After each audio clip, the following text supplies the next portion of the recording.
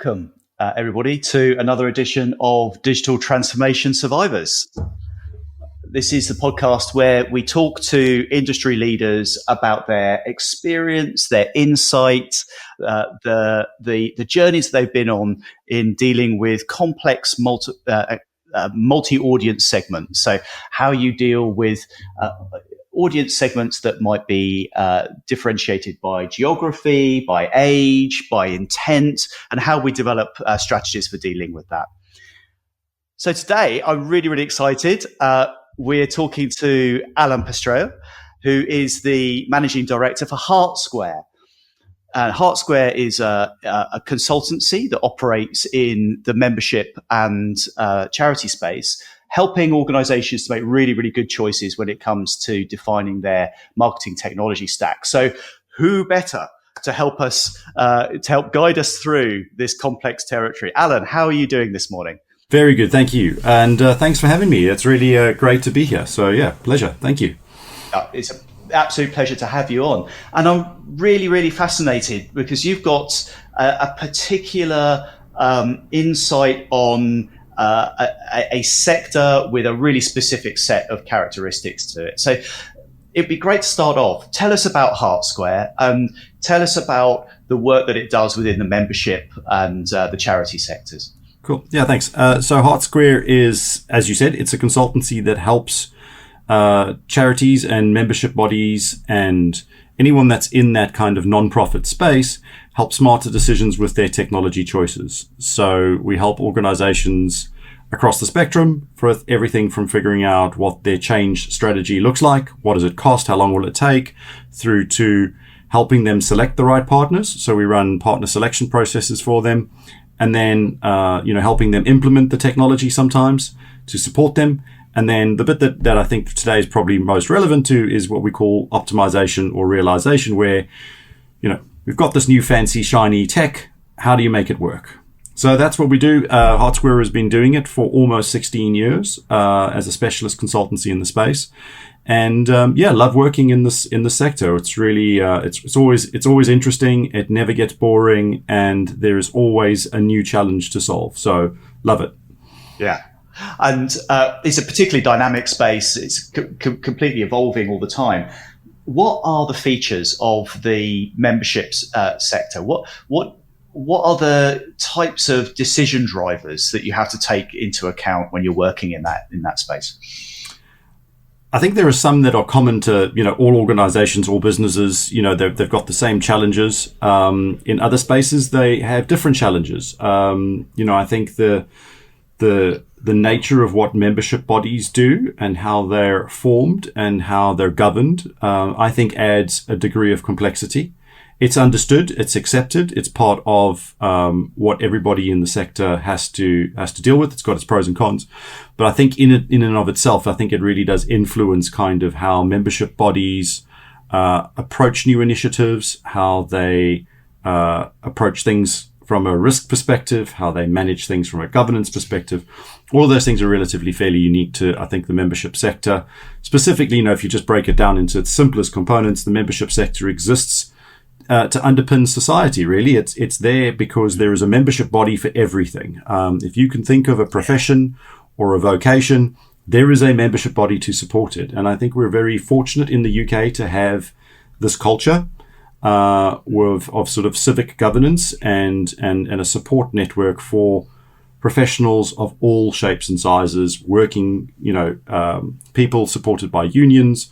There's just such a broad breadth. The sector includes everything from regulators to trade bodies to trade unions, to associations, professional development, education also features in it. So it's such a broad space, and they're all commonly united by trying to do the best thing for their members. That's the thing that's common to every single membership body I've ever worked for. They put their members front and center, and everything is about them. So I think that for me is the defining characteristic. So that's a public service driver, ultimately, at the heart. Yeah, I think it's sort of part of the UK's kind of view of civic duty and how that means setting best practice and guidance and, ways of supporting people in their professional and even even personal lives, in terms of trying to do the best that they can and ensure that the UK remains at the sort of forefront of people's thinking about how good organizations are run, about how professionals should conduct themselves, and how that influences everyday society. There's just, if you stop and think about it, everything you look around, the buildings that you live in, the buildings you work in, the transportation you use, the food that you eat, and so much of that, the quality that we take for granted comes because a membership body somewhere along the line has set those standards. And as someone who loves the country I grew up in, which is South Africa, when you see that, you recognize the stark difference where a country doesn't have that commitment to all of those great things that I said. And so that makes me very grateful to be and lucky to be part of this kind of broader community. And that's an amazing insight, just what a public benefit that is and how lucky we are to have that in this country. And I guess a feature of it is it's kind of self-organizing to an extent. So this is about people coming together. This might be going back to the Victorian times or before, even people self-organizing to create organizations, to agree on common standards, to look at ways where they can support each other and create, I guess, greater resilience for their profession, raise professional standards. So I guess it's a kind of a real grassroots type movement in its ethos as well. Is that fair? Yeah, I think they go back to really sort of what they call the livery companies now. There's so many of them. The worshipful companies of and they have some of them still have their original names, which are sort of perverse to us these days, because some of them you just think, wow, how did that spawn a whole profession? But you have to think back to even before the Victorian times about how these commercial functions were governed. In fact, one of my longest standing clients in the UK is the Royal College of Physicians. And anybody who's ever in Regent's Park and wants to see something really fascinating, I'd urge you just spend 10-15 minutes, go into the Royal College of Physicians and ask to do a tour of their historic artifacts. It's a small museum, effectively. It's in a large room. But some of the things they have in there are just phenomenal. But they remind you of where physicians, which is, literally anybody who looks after people in a medical setting. I'm sure there's a better definition for that. I'm sorry to all the physicians out there for doing this service, to doing a profession a disservice by representing it so summarily. But it's fascinating to see, how things started, and it reminds you of how long this kind of governance and support has been there for physicians or for doctors or for lawyers or for anybody really. So given that kind of history, what you just alluded to there, that goes back to the Middle Ages and the guilds that grew up during the Renaissance, I suppose. So given that longevity and that history, what role does Heart Square play in helping that community? I think we're there as a support. We like to think of ourselves as a critical friend. And a critical friend is the person that you trust to give you honest advice.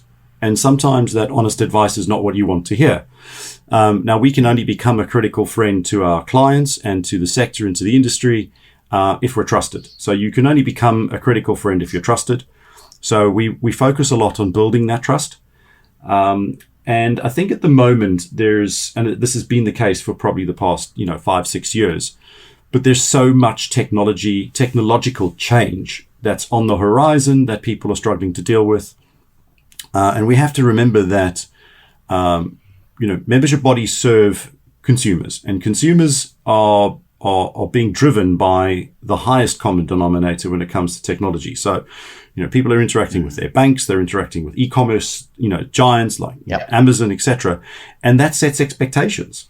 So consumers who are also members have an expectation of what good UX looks like, about how their data should be treated and managed, about how accurate their data should be. And I have to say that, it translates into a pretty tough environment for membership bodies who have limited resources in the real terms. They don't have the resources that your traditional sort of commercial counterpart has got, or commercial organization is out there doing, but they're subject to the same expectations, especially when it comes to digital. And I think that is a particular challenge. And what we do is we try and help organizations navigate that, try and get the best value for money when they're making technological change decisions. And they don't do this all the time. If they did, then they'd have a capability, and some of the larger organizations do have this capability, and we still support them in different ways. But really what we're here to do is to help them make kind of evidence and experience-based decisions on how they can keep up with that demand and how they can continue to service their members and their stakeholders. And this applies to the charity sector as well in different ways. But is really they're just helping them make smart decisions. And the sector does have some fairly niche specific requirements, and I think what I find myself repeating often these days is that for membership organizations, unfortunately, there is no common standard. If you compare it to accounting, the accounting system, the T accounting system, the general ledger logic has been around for hundreds of years, and a debit and a credit, despite them still confusing me sometimes, a debit and a credit is the same thing, all the way from Tokyo to Honolulu and everything in between. The language might change, but the concept is the same. That means that when you're looking to implement a finance solution, yes, there might be some specific aspects of being a charity or a membership body where you have to treat certain revenue types in different specific ways to comply with charity commission requirements. But fundamentally, accounting is the same. When we look at membership systems and the systems that they use, there's no common standard, unfortunately. It's developing, but it's not in the same way. So what one organization might call a renewal, another organization might call an arrear, some might even call it an advance, weirdly. And so there are just very different terminologies for some of the same fundamental things. And because the organizations are fundamentally governed by their membership, sometimes the membership will ask for something or demand something, and the body has to go off and make it happen. And that always isn't obvious to, the trustees or the board about what it actually takes to implement this seemingly simple idea, but what it takes to actually implement it across an organization where you're trying to achieve some sense of commonality and some common approach. So that, I think, is a specific challenge, and one of the reasons why I think Heart Square has been there to support membership bodies for almost 16 years is because we understand those unique situations, been there, done that, seen it, got the t-shirt, and we've seen it lots and lots of different times. So we can provide that advice on, okay, that sounds like a great idea, but are you sure that it's needed? And is there maybe a different way that we can do that? So we try and challenge some of those challenges that the industry has, but we also are there to fundamentally support them. So we have to work with a great range of what we call technology partners. There are potential technology partners for the sector, Coherence being one of them, where we work with those technology partners to try and find the right solution to those sometimes crazy requirements and make it work. Yeah. I think what you've just outlined there is the true definition of a user-led community. It's almost like the users they almost literally have a vote. They have a really, really strong say in how the technology performs, how the UX performs, what the outcomes should be, in a much more kind of democratic way than, I guess, users of like an e-commerce platform who might be kind of molding themselves to universally accepted paradigms of how the UX should be on an e-commerce platform. So you don't go on to necessarily Amazon and kind of vote for a change in the way that Amazon behaves. But I guess you've got that kind of level of investment as a member of a membership body. You can directly influence the way the technology is working around you. Is it as literal as that, or is that a bit of an overstatement? No, I think it's fair as an analogy. You know, I'd love to be on some sort of board or a committee advising Amazon on, you know, certain tweaks and changes that they should make to their e-commerce platform. I can tell you now, no one at Amazon cares about my opinion. They have billions of customers, and they're very happy with doing their UX research and knowing how that works. By contrast, though, it is actually relatively easy for an invested member in a community to get onto a board or a committee, and to, in a very positive way, for all the things that I'd said before about, you know, being there as part of this community, drive that change, right? And so that means that membership bodies have to be very responsive to their members' needs. And it depends on the type of membership body. You know, we're talking about, you know, regulators are much more in the driving seat. They don't have to necessarily take on that much, but they've got other stakeholders. They might have government bodies that are giving them the sort of requirements that they have to manage.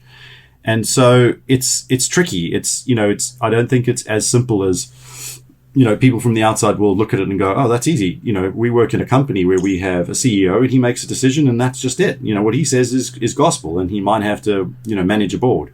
But when we're talking about membership bodies, we've got, you know, we have chairmen, we have trustees, we have a lot more governance in there, and we also have boards and committees to support. So the members just have a greater say. I think sometimes they're not necessarily aware of what things cost to implement. And Julian, I don't know, maybe you've heard this as many times as I have in your storied career, but the number of times clients have said to me, but it works like that on Amazon. Why can't it just work like that on my members portal? And you know, the simple answer is, well, Amazon's probably got more developers working on that feature than you have in your entire membership body. And they've been doing this for 20 plus years, right? You know, and they continuously iterate.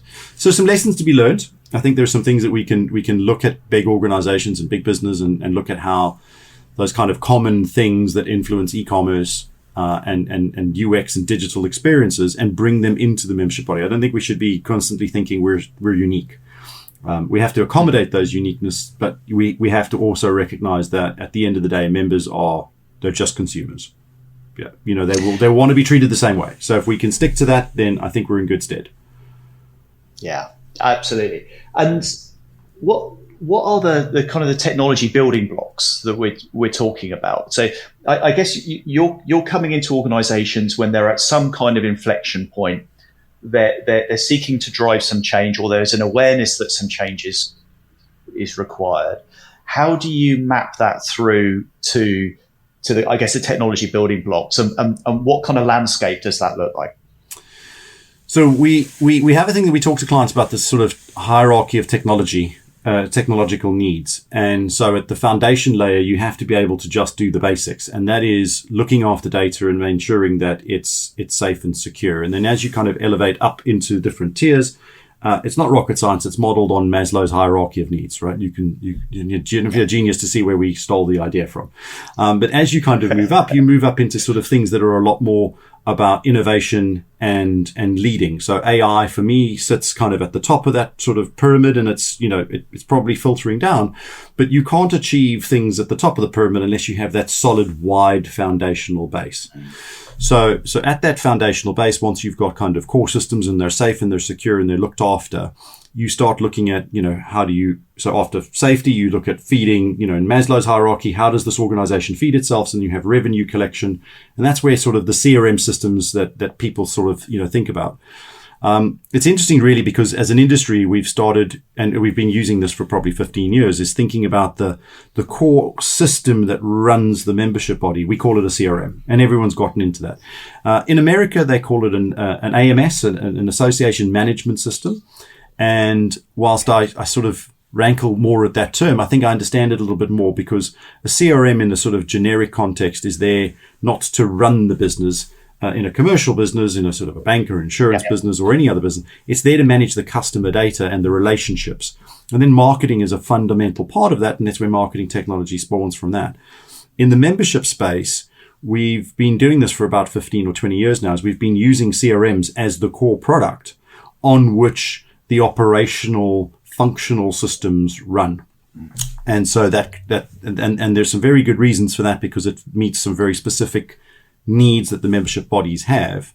But it does mean that fundamentally, when it's done right, those customers, and in this case, the members, are at the core of everything. And so everyone's looking for that single source of truth where everything's on one system. And you've got your membership and your events and your exams and your professional development and your CPD and, even your right to practice in certain scenarios and your journal subscriptions. Everything is in that one CRM. So the CRMs are much more complex and wide ranging in a membership body than they are in traditional sort of, businesses. And once you get that foundation right, then you can start to take that data and all of the benefits that having that central processing of everything in that one system and start to leverage it and start to do great things with it, like getting better engagement campaigns, encouraging greater self-service so that the costs of doing business can come down. And I think that that's kind of where everybody is quite focused and has been for quite a while. And once you have that and you've got all your data and it's being constantly cleaned by either systems or by your members or by your users, and it's accurate and it's rich and it's informed with lots and lots of data, I think then you can start to do all these cool things. You can start to do personalization, you can start to do predictive analytics, you can start to leverage that. And we are seeing those, both the demand and the systems to meet those coming to the fore. But I have to stress, you can't start at the top of the thing without figuring out how your base needs are met. Security, the ability to feed yourself, all of those things in terms of an organization. You have to be able to bring the revenue in before you get distracted by, cool stuff with AI. And I think that the opportunity is there now for a number of organizations who've got, defined, mature, capable systems, and the data is in a good place to go after and pursue those AI opportunities that those will bring. And I also think that it's totally okay for organizations to say it's fine, we can catch up on that topic. We'll be running with the cool kids in 2 or 3 years' time, but let's get our foundations right. Yeah. And there's something quite comforting about being a late adopter in some respects. If you're in a risk averse or sector, or if you need to be very careful in the way that you step, sometimes it's nice to see the innovation happening somewhere else for a change.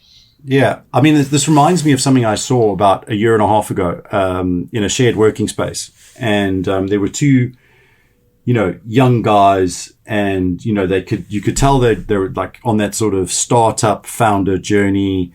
It was about 8:30 at night, and they were just still bristling with ideas and enthusiasm and energy. And it was great because I'm sure you and I, we've been there, done that, got the t-shirt, and it's cool to remember that. But there was also that sort of sense of naivety that I found sort of, interesting. And I think that naivety is really is useful. But the one guy said something which was profound, really. And I'm sure he got it from somewhere else, but I'd never heard it before and I still carry it. And that is, you don't have to be first. You just have to be right. And if you move second or third or fourth, as long as you can learn from other people's experiences, I don't want to say mistakes, but you can learn from the good things and the bad things and just the stumbling blocks. You can learn from that and you can test that you can be right, then you can succeed. Yes, there is an inherent advantage in being the first mover because you will make all of those mistakes and you will learn from those lessons a lot sooner and faster than your competitors. But if you don't have a culture for learning from mistakes, you don't have an innovative culture in mind, and you haven't got the budget to see it through, then I would suggest people focus again on just achieving the basics, watch and learn. The phenomenal thing about the membership sector, and I think we'll see this at events like TechSmart, is the sharing and the learning that happens in this space is, in my opinion, second to none. And that's fundamentally because most, and I would say probably 95% of membership bodies do not compete. There are a few membership bodies where they compete for the same members, and that means that they compete in the same way that big, commercial corporate giants would. But for the most part, membership bodies don't compete. So they're very happy to share. and they're happy to go to trade shows and events like TechSmart and to share. And that to me is where people can learn those lessons, and someone else can say, I did all this stuff and this is what we learned, and someone can take that and build on it and not have to learn those same lessons. And I think that's, my son sometimes asks me, what's the purpose of life sort of stuff? And that is it, right? Is for us to continue evolving and learning from those who've been there before. Because if we all have to learn the same lessons on our own, we would not have evolved, right? We're social animals, aren't we? We're social animals, so we learn from each other. Yeah. We don't have a physical advantage. We don't have a speed advantage. We don't have a strength advantage. We have a social. We have opposable. We have opposable thumbs. We're great for gaming, but apparently also useful for cutting and cutlery and for all sorts of things. So opposable thumbs, but yes, our physical strength is nothing compared to the animal kingdom, right? But we've been able to dominate that because some unfortunate guys went, I wonder if that animal's going to eat me. And then so the next person could learn from that. And I think that's what separates us as humans from the rest of the wonderful species we cohabit this earth with. But there's just, there's so much that people can learn from others. And I think we are seeing that now. There are organizations that are going out there and they're learning and they're able to share those great experiences so that other people can kind of continue to evolve. And then those guys who come second will leapfrog. They'll do something and they'll go out and they'll be able to share that with somebody else. And that sort of self-perpetuating cycle of experience and learning, I think is quite unique in the membership space. And it's another thing that I think is just excellent about being part of it. That's fascinating. And now I've got a mental image in my mind of almost that Stanley Kubrick scene of the proto-humans in the savannah messing around with bones, and then creating the first tool. And then the camera pans, and instead of seeing the space station revolving in orbit, there's a beautiful new CRM system that's delivering all this benefit to members and all the associated people in the membership sector. I think that is the utopian dream. I think that they do exist. People do get what they want, but it's not just the CRM system. I think that the CRM becomes that kind of central hub, becomes the nucleus. But once you have that, and it's really more about the data, and it's being able to expose that data. Modern systems, modern architectures are so accessible through APIs and through, pre-built integrations that data can just be shared. I think about how we use our own systems and how, we might have a data quality problem in a certain place, and I can just plug my CRM into something and I can get a different tool that was built specifically for that to pull the data in, do something to it, fix it. And that is a really, really luxurious position to be in when I think about what things were like 10 or 15 years ago. When that expectation was there, but having to do all that stuff was heavy lifting. Things are a lot easier now. That's a common language everybody sort of understands in the tech space. So that it means that once you've got those things, you can start to do the cool things with marketing automation and with social media, and you can start to get that message out there. So I think that's, for me, where things become probably the most interesting at the moment, because having those cool, simplified processes and having everything kind of automated on the back end is great, and it is essential. But I think the opportunity then is to move forward and to start doing more on the engagement and acquisition side to grow or retain those members. And that's a kind of a big feature of the membership space. There's, I guess, a focus on retention, because you've got a membership body and you don't want your bucket to leak in a way. You want to keep people engaged, keep people in. And I guess then there's also an imperative to acquire new members as well, or many organizations. I guess not all organizations work on that basis, but I guess many do.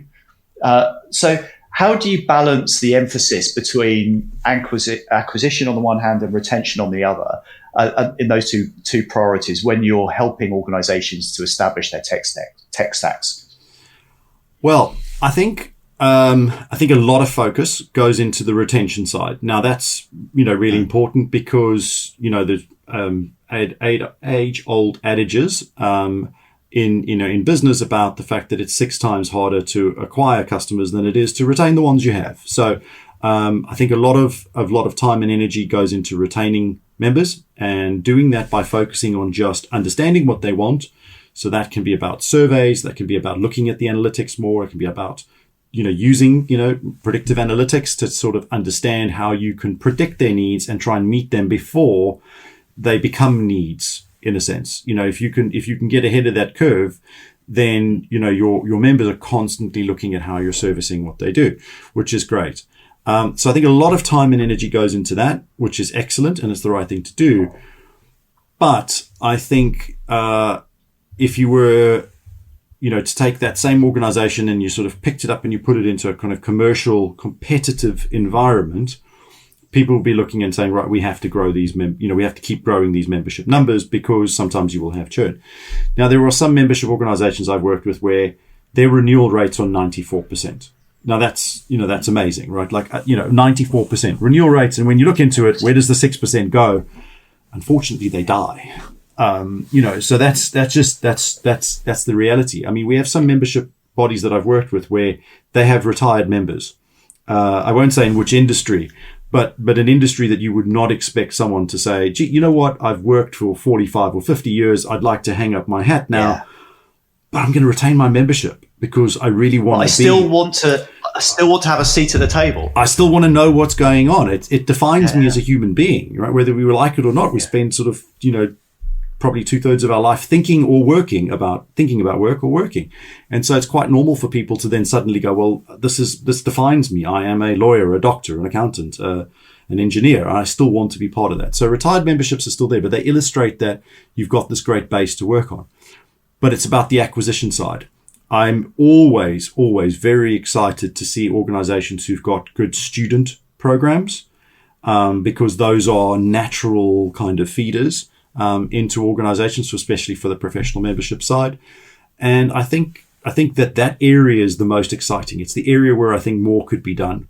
And maybe it's just that, LinkedIn controls my feed and they know that I'm, not a prospective member or something, but I never see advertising campaigns for membership bodies. I see for the commercial, the consumer ones, the kind of the Royal Horticultural Society or Kew Gardens, or those membership bodies, English Heritage.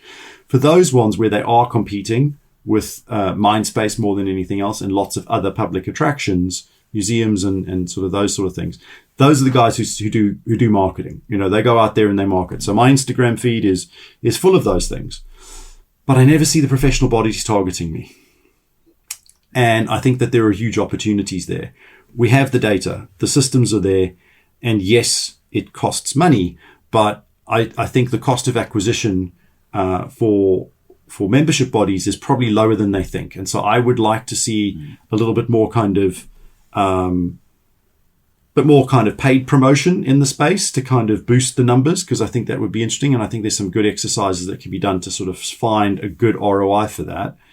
And I think that if anything else, it says to other members, hey, this thing's worth being part of. If other people want to join it, I want to stay as part of it. So I think if you can solve the acquisition piece, I think to a degree, I think that can help with retention, because people want to be part of something that's growing. They want to be part of something that's got some sense of belonging to it, and dare I say, a little bit of exclusivity. So membership bodies have that. They have the ability to control the exclusivity, especially the ones that do, kind of have fellowship programs. Those are the ultimate expression of, in the modern terms, I'm going to sound like one of the cool kids, of flex. You got influencers speaking about, black Amex cards or whatever it is. And actually being a fellow of a royal institution for me is the ultimate flex. So how do we build on that? How do we get more of that? And I think that the technology is there to exploit, and I don't think it's as hard as it used to be. I grew up in an ad industry. I started, my first job was actually in an ad agency. I used to plan and place media. So my job to make sure that, the right audiences saw Johnson & Johnson baby powder ads in the right space. That was my job for 3 years. And it was fascinating to me. And I now think about the way that we can target and make sure that messages can be personalized. It's just so much more advanced than what we were able to do. I'm not seeing enough of it. So I'd like to see more sort of thought going into that. And I think one topic that's gonna force people to really start thinking about this stuff is the impact of AI on search. And actually, this is a topic that I'm now seeing growing at probably a faster rate than the general topic of AI was 3 years ago. So AI was going like this. I'm seeing the issues of generative search optimization. I don't know if that's the right phrase. I'm sure it will be recoined in months to come. But that is like that because I think people are seeing the real effects of it. I heard something the other day about Cloudflare, Cloudflare, for those of you who speak tech, know that they control a vast, vast majority of internet traffic because they are there to huge, massive. And I love what Cloudflare do. But their CEO is saying that some of their biggest customers are saying, man, we're just, the traffic's not there. We're not getting the traffic anymore because AI is intercepting it and either providing the answers that people need or it's sending it in new places. And that's going to become the new battleground, is how to remain relevant and findable in an AI world. And I think we're starting to see people tackle this now, and it's going to evolve really, really quickly, I think. So this is a really interesting topic. It's a live topic. We've done 3 recordings for digital transformation survivors this week, and in every single one, this has been a big talking point. It's how GEO is changing behaviors. People are seeing a downturn in traffic. People are trying to work out what that means. Is that a good thing? Is it a bad thing? Does it mean that we've got a smaller amount of higher quality traffic? Does it mean that we're losing the user somehow? The user is being represented in different ways that we don't understand yet. So all of this, it's a very live topic. Everybody's watching it. And I think we're going to see that evolving, particularly as users start delegating responsibilities to their own agents to conduct activity on their behalf. That's going to really, really change things. Yeah, massively. And I think, if you've been around long enough, and I think you and I both qualify for this, but that in the early days of sort of Google's, let's just say their kind of foray into the search space, some of us thought, we understand how their algorithm works, right? And then we were caught short and we realized actually, no, we didn't understand it and we never would. And eventually you get to that point, you kind of think, okay, well, we understand the general principles here and we can work within those principles, but we'll never fully understand it.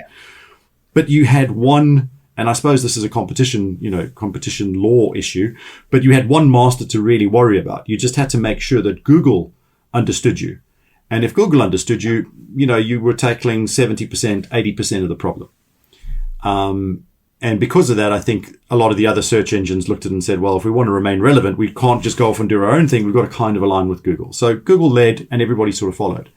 Now, you have just, so much in the way of how different AI platforms, and I can include beyond just the chat ones that were, probably the big ones that we're used to, but so many AI platforms now have their own way of influencing that understanding of your information and your data. And it's an interesting exercise. I would encourage anyone on the podcast listening to this is to just do this exercise. Go to ChatGPT, Claude, Perplexity.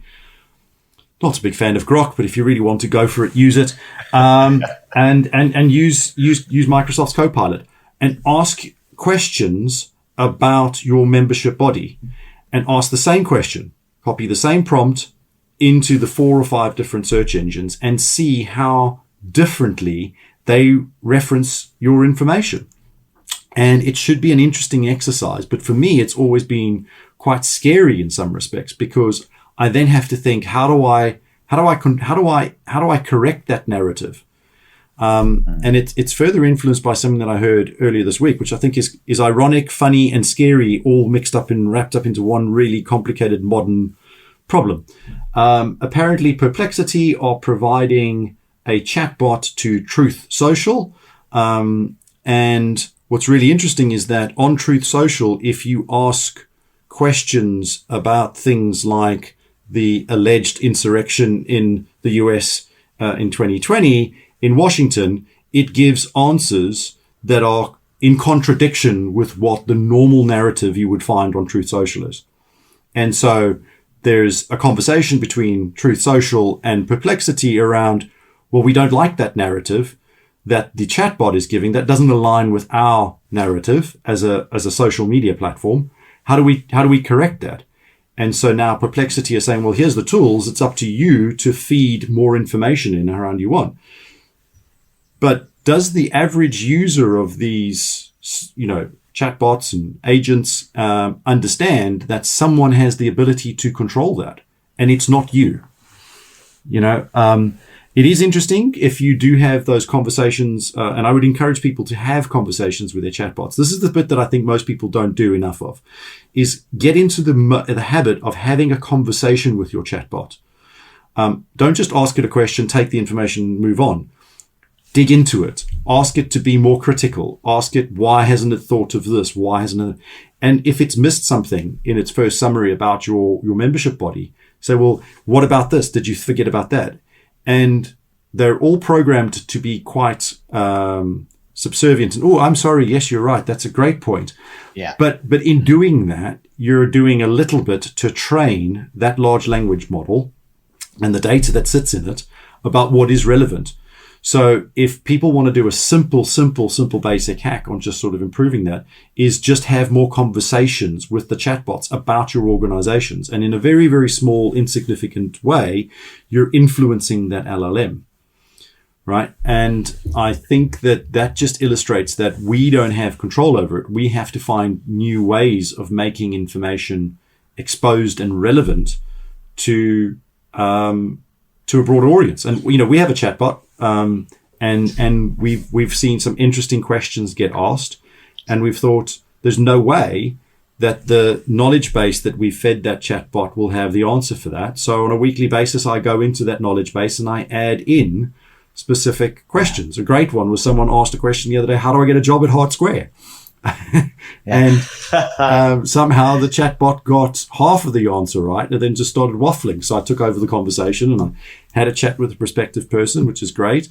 And then I spent 5 minutes kind of creating content to go into the LLM to try and sort that issue out in future, and actually just say, if a person asks that question, just pass it to a human, because it's the type of conversation I want to be having rather than letting a chatbot do some sort of work for me. So there's so much to unpack in that. So some of that is dystopian and scary. Some of it is really inspirational in the fact that I guess you can affect the world around you by asking better questions, being a more curious person, being more engaged. You can get a better output. So in some ways, that's like the same old, isn't it? If you ask a lazy question, you'll get a poor answer. Exactly. But if you dig into things, if you bring your critical thinking to it, then you will always get a better outcome from it. So that's just, that's the history of human experience right there, isn't it? But at the same time, we can see that it's easy for the truth to be curated in a way that doesn't always work to our advantage or isn't always in our service. And I guess that's a really worrying thing, particularly for membership organizations, because their organizing principle is around the concept of a shared truth, that there is a right way and a wrong way to do things on a given subject, and that standards count, and the way that you bring yourself to those activities matters. So your conduct matters. So I guess membership organizations are trying to construct and curate their own truth, and they've been doing that historically for generations. And now they're almost competing with not just one or two or three, but as many different versions of the truth as there are agents out there. Yeah. Potentially, and it's about being making sure that your content is discoverable, and how it can be evidenced to the various agents, and I think that we're going to see, kind of in my mind, and I haven't fully formed this thinking yet, but is in a similar way that 10 years ago, SSO, single sign-on, was a big thing. And it, it was a bit painful at times because, people saw it, wanted it, and there's lots of actual practical execution there. And then platforms kind of came to plug those gaps, right? So we now have a world where SSO is just, it's a functional thing. It's not as complicated as it used to be, and that's great. I think what we'll probably see is we'll start seeing kind of the same sort of thing, but flipped on its head for agentic frameworks to kind of say, hey, I want to give my content to an agent consolidator effectively that will take my content and pump it out to all of the LLMs in ways that they will be able to ingest that information. Because here's the thing, we know that, and I think this is a travesty, by the way, but I think that large language models being trained on the creative works of people that do not get the recognition or the reward for it is criminal. So, I think that's an issue, but we assume that just every piece of information in the world is in the LLM.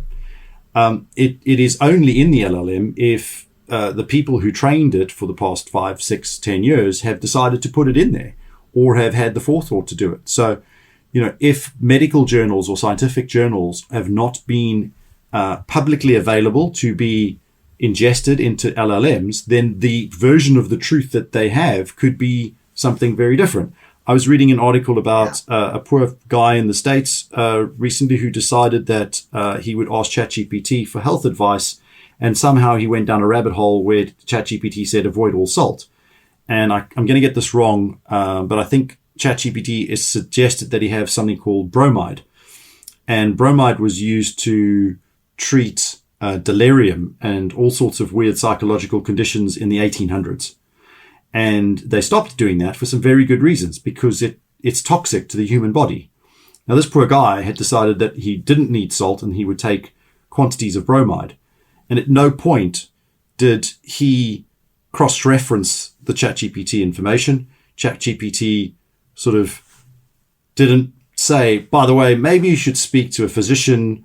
And so, there's a situation where did that information come from? You read the article, I can't remember which newspaper I was reading, but as you read the article, and people are kind of quite critical about the fact that there is no way that information should have been given to a human in the past 30 or 40 years. It is so antiquated. So where did that information come from?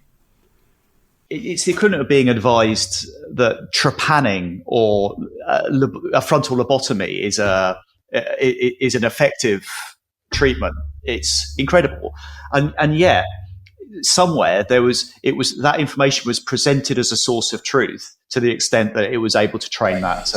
Absolutely, that and I'm sure that now that becomes a news article, the responsible people over at OpenAI will go out and they'll sort that data out, but.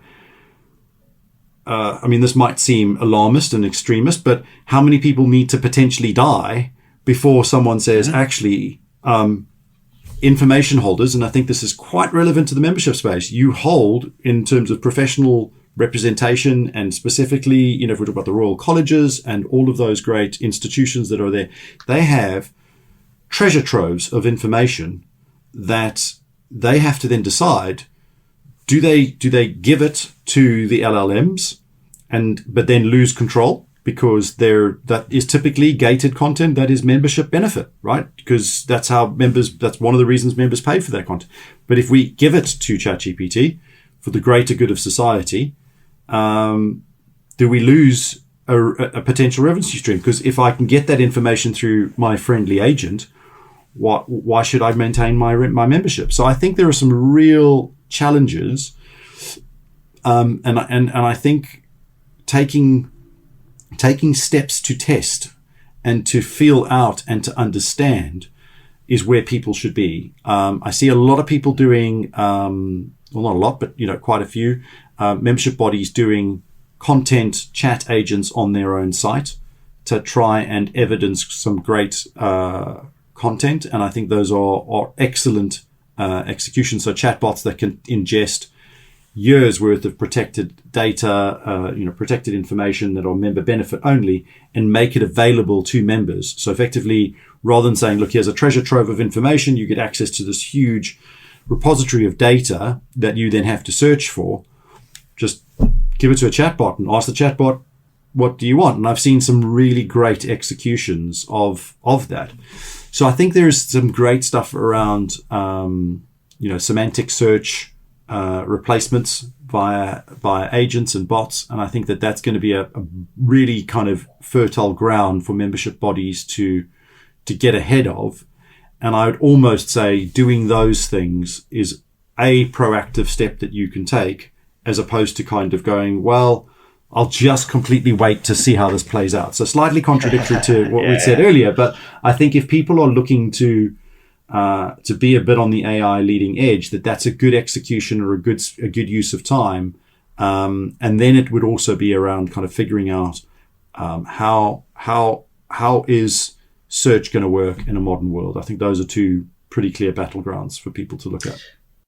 I think that's completely fair. And I think it's also fair to say that even if you don't want to be on the real bleeding edge of this technological change, it's still wise to be testing and iterating, even if it's in the background, to understand how this technology can work for you, how it fits with your organization, how it fits with the type of content, the data that you've got, even if you're not yet ready to release that, or if that release is a relatively limited one to begin with, and then you're doing slightly more ambitious things in the background. But you've got to be on that journey, surely, haven't you, to be at least understanding how that's going to be affecting how your business might be, or how your organization might be working in 6 months or a year's time.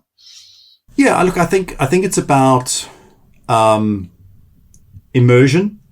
I think if people are kind of immersing themselves in, what is AI, how does it work, what are the downsides, and people start going down that journey and just doing a couple of simple things.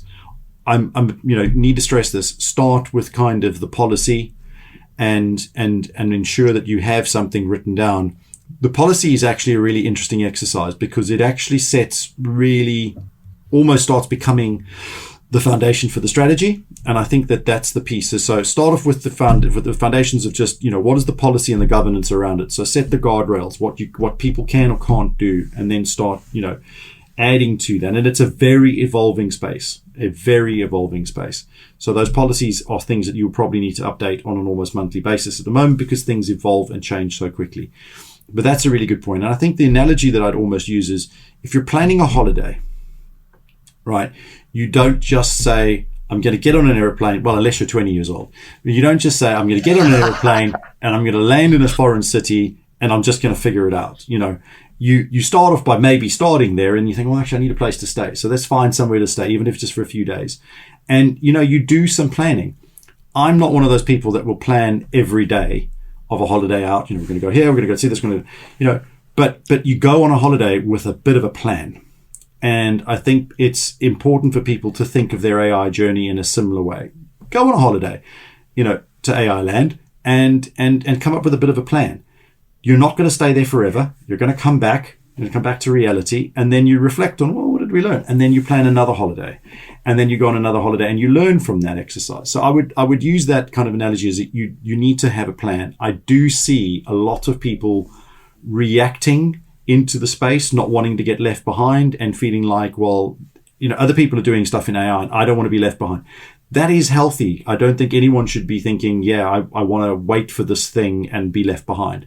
But I do think having a plan and a strategy, and it should be led by what problem are you trying to solve? And I do see executions where people are probably bringing AI in and they're not quite sure what problem they're solving, but they're solving a problem. Yeah.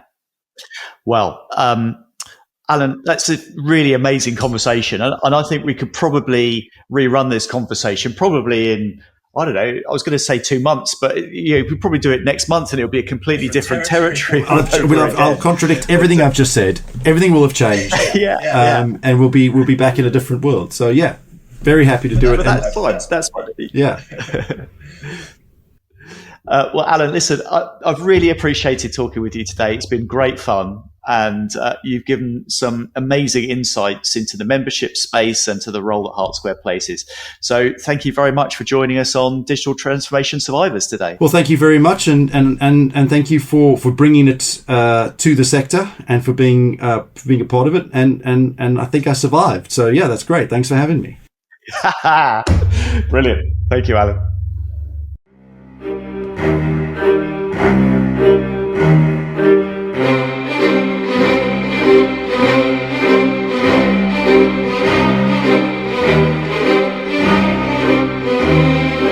Thank you.